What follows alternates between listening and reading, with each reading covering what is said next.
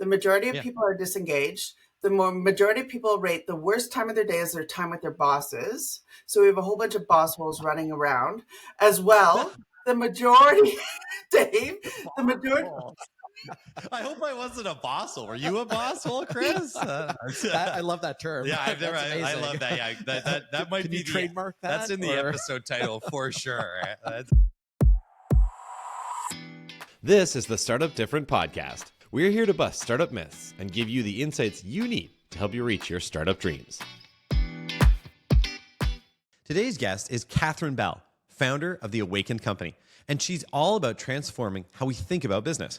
From building healthy cultures to leading with self-awareness, Catherine shows you how your company can be a force for good while thriving along the way. Welcome to Season 6 of Startup Different. Hello, folks, and welcome to another episode of Startup Different. I am David Sinkinson. With me is the fantastic Christopher Sinkinson. Hello, Chris. And also, our special guest today is Catherine Bell of the Awaken Company. Catherine, how are you? Thank you for joining us. I am marvelous. It is so great to be with the two of you today. And also, I always like to acknowledge who is behind the scenes. So thank you to Graham as well. And thank you to everybody who's listening. Wow, yeah. I don't think we've ever had a guest say thank you, producer Graham. So extra points to start the episode for you, Catherine. That's fantastic. Obviously, the Awaken Company. We just did a intro for you. We kind of went through some of your amazing accomplishments with the Awaken Company, both the book and the actual company itself. Now, but I'd love to hear to start things off about your journey. How you got there? How did you get to the Awaken Company? What was your path to finding it? And what does it really mean to you? So let's start with that today. What a great question. And it's interesting you say, how did you get to it? I think it came to me. I think it's always been inviting, this business has always been inviting me to step in. I'm a serial entrepreneur, can't help but to build stuff. And I think we're all here to create, which is why I'm writing another book on creativity and the Enneagram. I think we're all here to create. So prior to this, I was an executive recruiter, and I had a long history in executive recruiting, worked for one of the top 10 executive recruiting firms in the world, which was an amazing firm, and then decided to branch off with some of my colleagues and build this company called Blue Era. And the reason it was called Blue Era is because we believe when you look at the earth, it's blue. And we believed that the whole next era was going to be about building a healthy planet. And keep in mind, this is in 2008.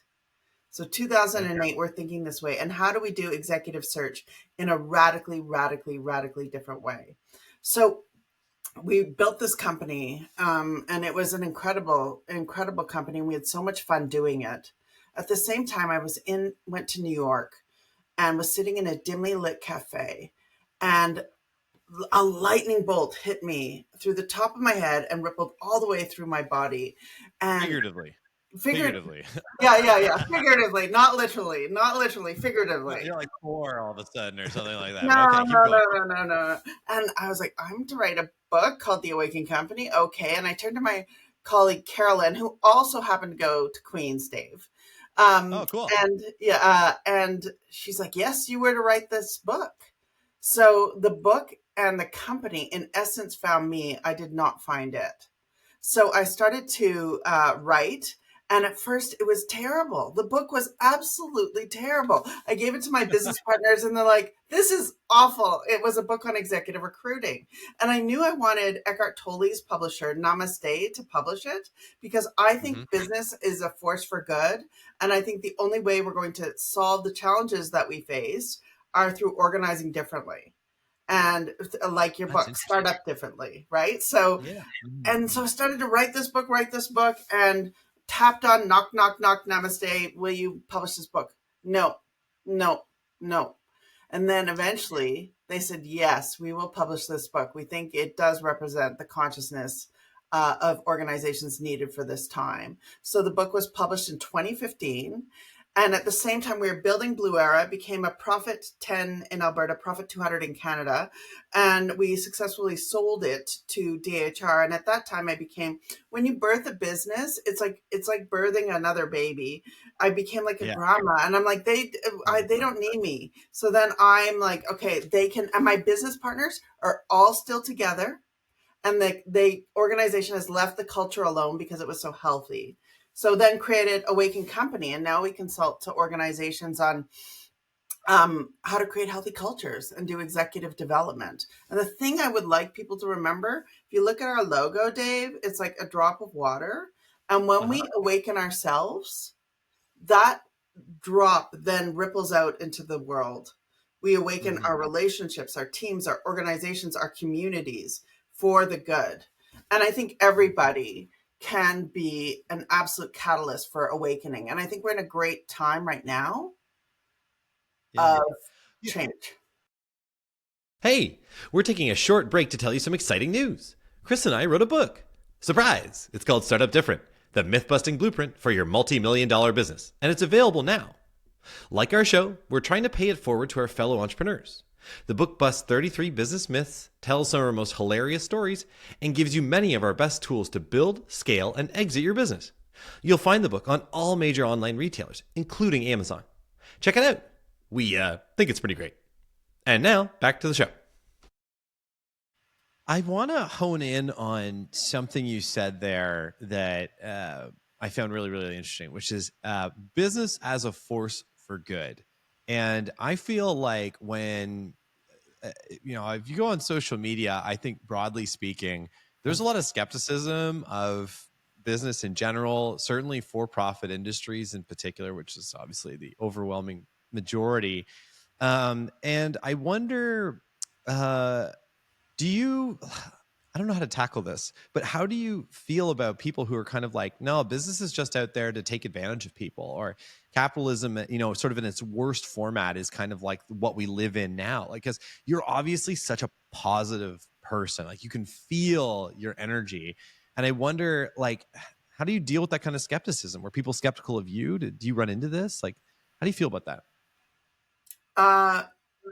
I think we need to change the system is what I feel, Dave, because when we look at the data, I'm big into using and weaving business research into our work. The majority of people are disengaged. The majority of people rate the worst time of their day as their time with their bosses. So we have a whole bunch of boss holes running around as well. The majority, Dave, the majority. I hope I wasn't a bosshole. Were you a bosshole, Chris? I love that term. Yeah, I love that. Yeah, that might Can be you trademark that. That's in the episode title for sure. That's up for that. That should be a book title. Yeah, is it already? Like, I don't even know. Anyway, that's so good. That's awesome. Sorry, keep going. And the majority of businesses don't survive past 9 years. So business as usual doesn't work. So what the invitation is to bring more meaning, belonging. And you talk a lot about this in your book, which I'm very excited. Everybody, we're doing a book launch for these two on January 17th. So come and play with us. It's gonna be awesome. We really do need to change the whole system and move away from the short-term focus to more of how can we create organizations where we belong, our relationships are healthy, and our organizational cultures are healthy. Most CEOs don't know we need to focus 2/3 on organizational culture, 1/3 on financial success. Whereas when I meet with executives, they say, can you take me from $0 to $1 billion like you did that other company? The answer to that is no. That's the wrong motivation. And it doesn't work. It just does not work. That's interesting. I think of it as like a contrasting of like a focus on profit or like money, like not even just profit, like money, just like making money versus a focus on impact, on what you're doing and how it positively can affect people or society. And then obviously building a culture around that. That's a lot of, we talk about that a lot in the book, right, Chris? And how for us, what we found, because for a while there, we would kind of like we kind of learned as our company got bigger that we couldn't be that more traditional boss. Like we had to go from the boss hole, I guess, to to like a mentor or coach, or like somebody supporting people and being empathetic. And when I think about the Awaken Company, that's like, and when I read your book, that's basically exactly on, I think, message there. It's like this leading with empathy, and then that in turn can lead to a very successful business. Is that your take as well, Catherine? Yes, and the business research supports it, Dave. So what's Mm-hmm. super interesting is also most leaders don't know is that there's a high degree of correlation between self-awareness and leadership performance. So the more we are self-aware as leaders, the higher performing we are. So when you did that kind of pivot to mentor, that's great self-awareness. Can you guess, gentlemen, what percentage of leaders are actually self-aware? Oh, I have no idea.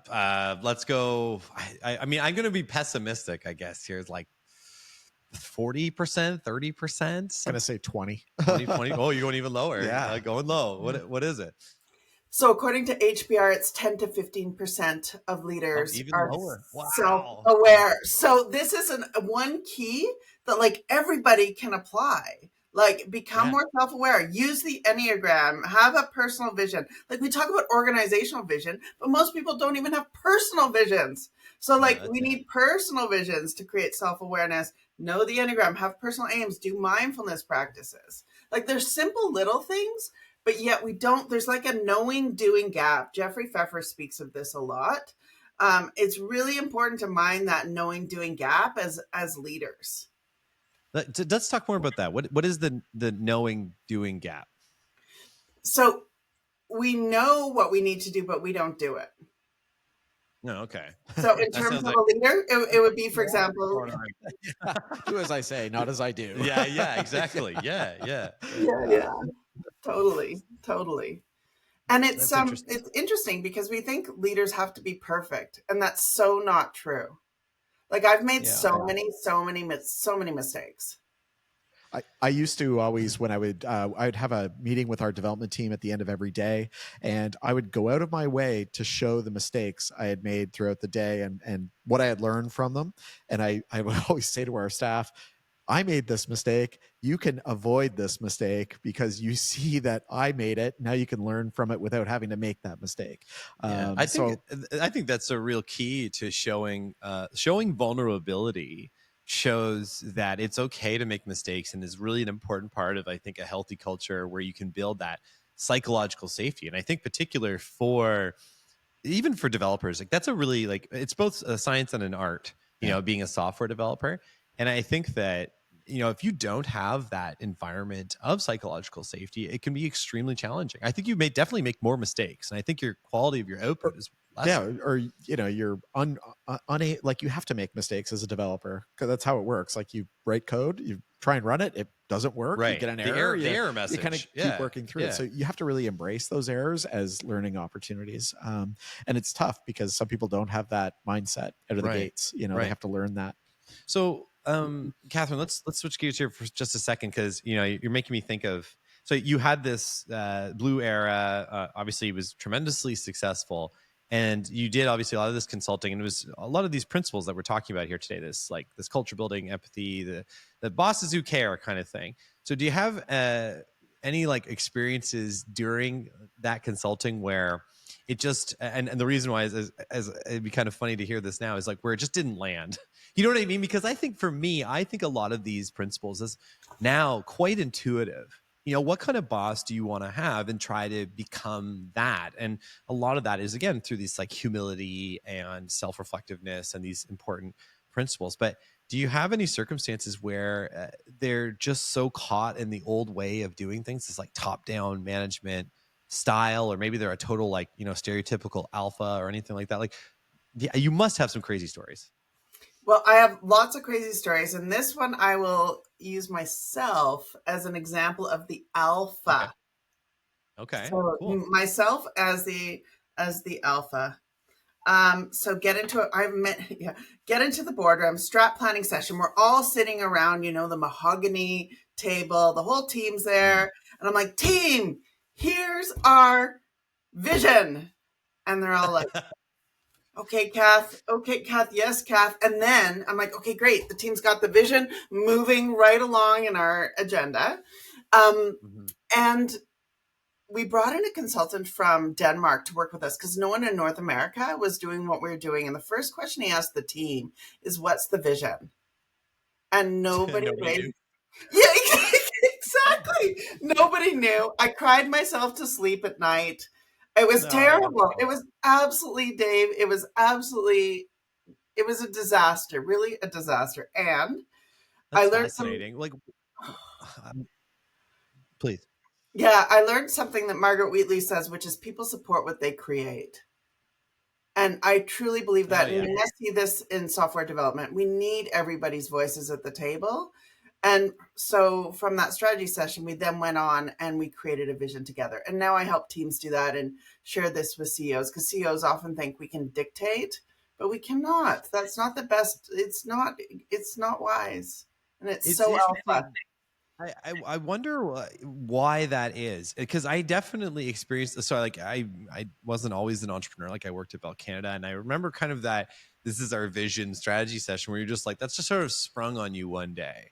You know what I mean? And I wonder why that. Like, is this a business school teaching gone wrong, or like what is it that's really driving these CEOs or senior leaders to be like, I'm going to go into a room, or I'm going to sit by myself, or possibly only talk to the other senior leaders and build out like a strategy that's like the vision strategy, the long-term thing. Like, why is that? Why is there such a temptation to do that? Is it because it's just like egotistical at the top? We just insecurity, you know? Yeah, like I'm the boss, I better come up with the vision. Yeah, like, what's your take on that, Catherine? I'd be very interested in that. I think it's a tremendous amount of fear. It's also the need for control. And it is also societal. We've been taught, which I think now we're in such a rapid change. We're in such a time of rapid change that that's all being undone, which is wonderful, which is absolutely wonderful. Because now I'm like, everybody's a leader. And the more we can actually exemplify that, the better for everybody. So there was research done, and one group of people were called followers. Another group of people were called leaders. They mocked an emergency. Those who were labeled followers fell apart, did not handle the emergency very well. Those who were labeled leaders rose. So the Post-it notes and stickies we put on each other matter. So the more we can believe everybody's a leader and everybody will rise, and everybody has value, meaning, and belonging and control, the more we'll all be empowered. But I think we've been taught this by society. And I think it's also fear from the leader's perspective. And also the wisdom to know, like, people also aren't necessarily taught this all the time, so that's the invitation. You know, I read something recently in a book by Adam Grant called Think Again, and he had this interesting chapter that was called, and you can kind of figure it out pretty quickly, but it was called The Joy of Being Wrong. Okay. And they found that a lot of the better leaders took like legitimate pleasure out of being wrong and learning something new from that experience. It's like this, less of it being a belief in how you do something and more of it being an idea, like something that can change, that can move, that can be improved, that can be iterated. And to me, that sounds like kind of along those lines too, where a lot of leaders fear being wrong. Like they feel like they have this responsibility, and they do have a lot of responsibility, but they feel like one of the responsibilities is to be perfect. And I think I felt that. You feel that you must have felt that. No, not a bit. I was wrong all the time. Software development, like, you're wrong all the time, like you never say anything with much confidence because there's a pretty good chance you're wrong. So, now we know who the arrogant one is. So I just like Dave, I'm just calling myself out basically. Anyway, that is so funny. No, never had that. But at any rate, I think that's really fascinating. And I do think that's something that's changing. I also know that with like kids, for example, like I have 2 children, and one thing they say to be really careful about is don't label your kids. Don't be like, you're so silly all the time. You're the troubled kid, or you're like, you're the black sheep of the family. Because then they actually grab that role and become it. And I feel like that's the same for these followers. If you tell people they're followers, they're going to act like followers. You need to like believe in people and give them a chance to rise to the occasion. So I think that's a really keen and interesting insight. So I'm guessing that's something you go and you consult businesses on, is something like this as well, correct? Totally. And one small thing that everybody can do is to catch people in the act of awesome, because we need 5 positives for every 1 withdrawal. So I was meeting with the CEO this week, and what he did is he brought his team together and all they did was gratitude. And he said the energy in the room, it was really uncomfortable at first. So I think we must lean into our discomfort. And it just changed the whole field for them to work together from. So these are all just tiny, tiny, tiny micro actions that everybody can do. And it changes everything. Like, catch people in the act of awesome, admit our mistakes, do our best, be present. But unless we're self-aware, like, it's challenging. And what both of you also brought up, which I think is worth underscoring, is the notion of a growth mindset. Like, it doesn't matter right or wrong. It's just that we're actually learning. Like, I still make mistakes all the time. Like recently, you'd think I really try to be vocal, but I'm actually it doesn't come naturally for me to speak.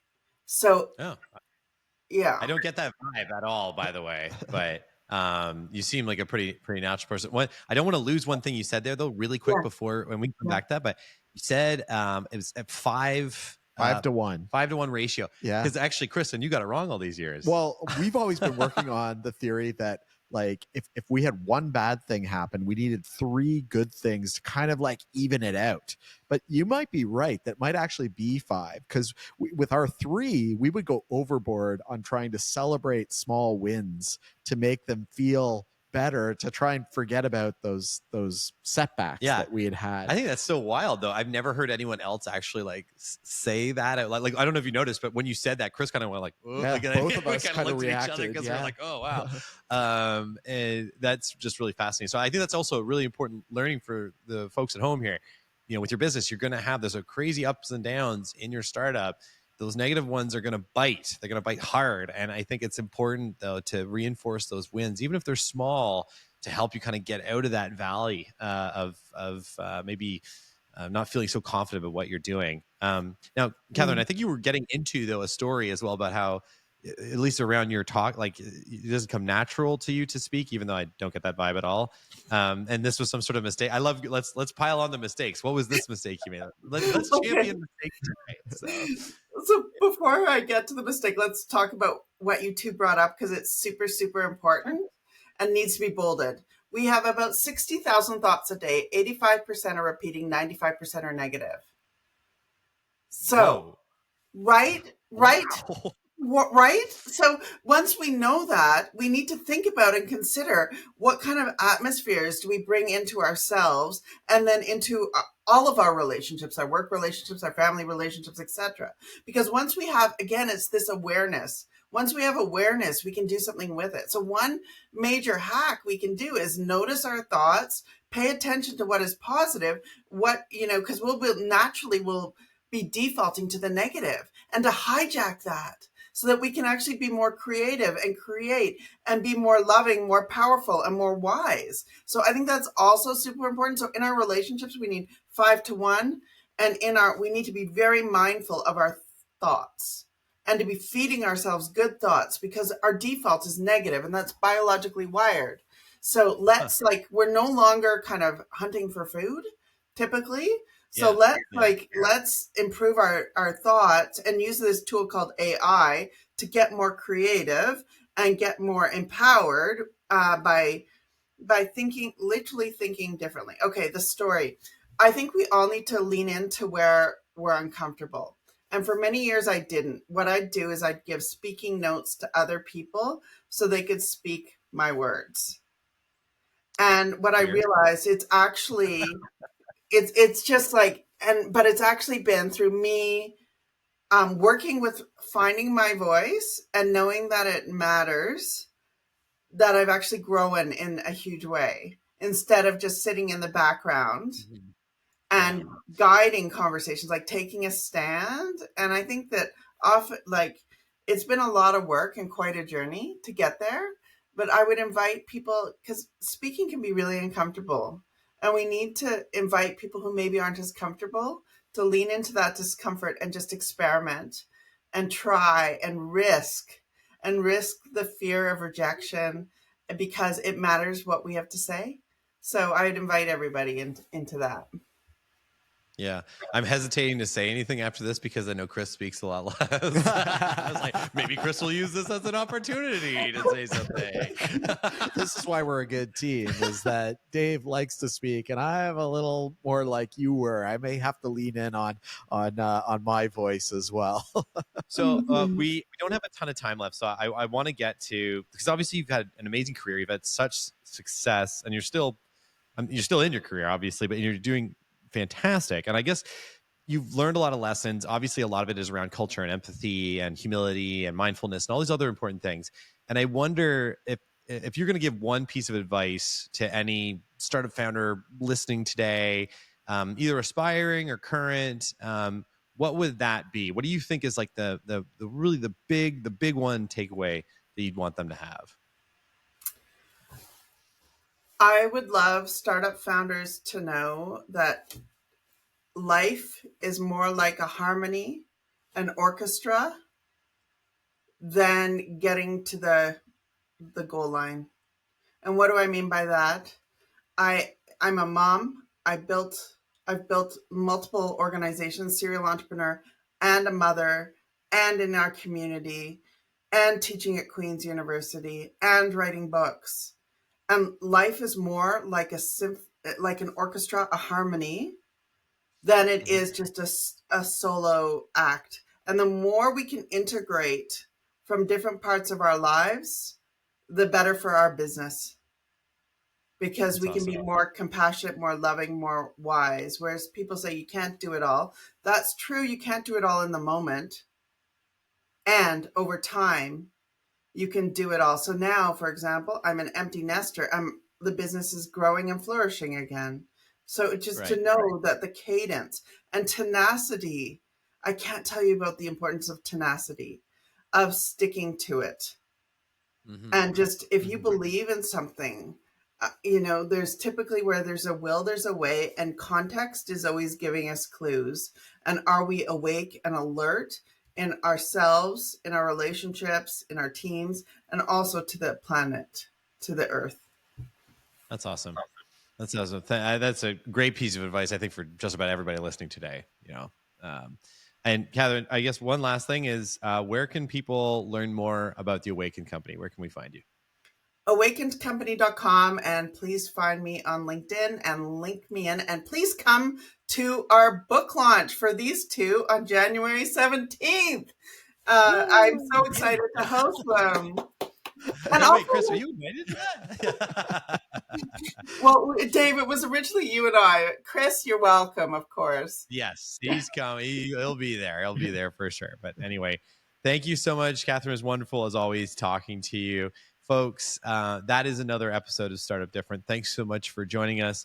Next week, we will actually do a deep dive on this interview as well, and we'll have our upcoming webinar too with the good folks at the Awaken Company. So please check that out as well.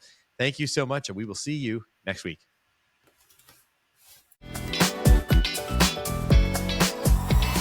Hey, you made it all the way to the end of the episode. Nicely done. If you enjoyed this episode, like, comment, and subscribe wherever you get your podcasts so the almighty algorithm can help others find us. Want more from Startup Different? Check out our book, Startup Different, the myth-busting blueprint for your multi-million-dollar business. Follow us on social. We're big on YouTube, Instagram, and LinkedIn. You can also check us out at startupdifferent.com. Special thanks for this episode to Graham and our friends at Toronto Podcasts. Visit them at torontopodcast.ca. See you next week.